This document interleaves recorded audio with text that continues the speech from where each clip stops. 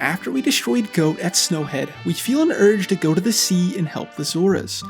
This urge quickly subsides, however, as a greater purpose calls us to action: killing spiders. As we head into the spider houses with their unique designs and weird puzzles, I'm going to show you what you couldn't have missed. In the Southern Swamp Spider House's main sanctum, we come across a pillar surrounded by water. At the base of the pillar, there's a sign that is written by the Swamp Tourist Center. This sign says to take some fresh spring water home with you. This is extremely odd considering there's no housing for Link in the entire game, bar the Stockpot Inn. This must mean that player housing, specifically in the Southern Swamp, was planned but was removed late into development. In the deepest chamber, we find a very lush room filled with skulltulas and bugs galore. What strikes many players as they enter this room is how the plants, particularly the bushes, are extremely well trimmed. This indicates a being with a higher than normal intelligence that has been gardening inside this room.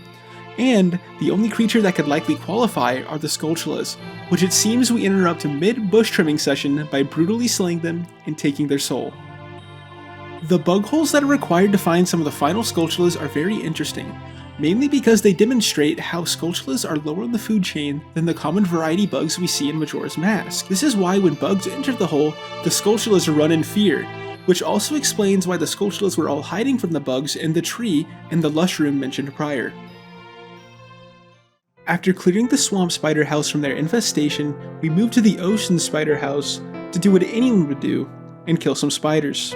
Oddly enough, the only big skulltula we see in the spider houses is this one in this specific room. This implies that this big skulltula was actually the Queen Skulltula, and because we end her reign inside this house, she will never be able to spread her influence to another spider house in the future.